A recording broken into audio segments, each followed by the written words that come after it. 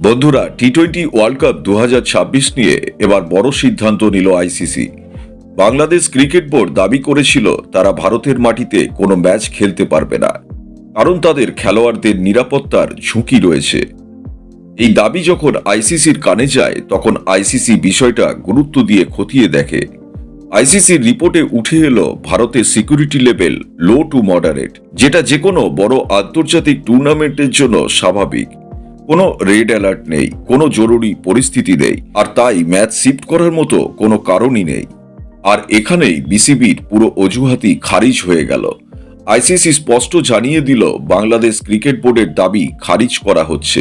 এর মানে একটাই, বিসিবি যে নিরাপত্তার কথা বলেছিল তা ছিল অতিরঞ্জিত আর ভিত্তিহীন।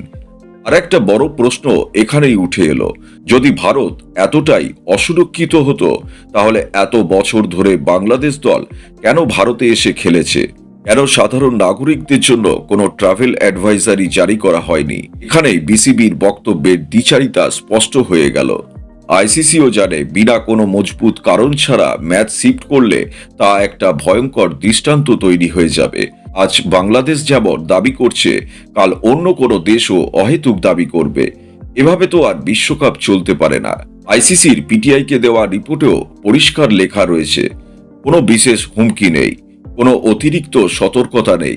তাই বাংলাদেশের ম্যাচ অন্যত্র শিফট করারও কোনো প্রশ্নই ওঠে না। ফলাফল, বিসিবি পুরোপুরি এক্সপোজড হয়ে গেল। বন্ধু, এখন আপনারাই বলুন, আপনাদের কি মনে হয়, বাংলাদেশ ক্রিকেট বোর্ড কি একটু বেশি নাটক করলো না? আইসিসি কি কোনোদিনই তাদের এই দাবি মানত? কমেন্টে আপনার মতামত জানাবেন। ভিডিওটা ভালো লাগলে লাইক করবেন, আর প্রতিদিন এমন সব ক্রিকেট আপডেট পেতে আমাদের ক্রিক আপডেট বাংলা চ্যানেলটা সাবস্ক্রাইব করতে ভুলবেন না।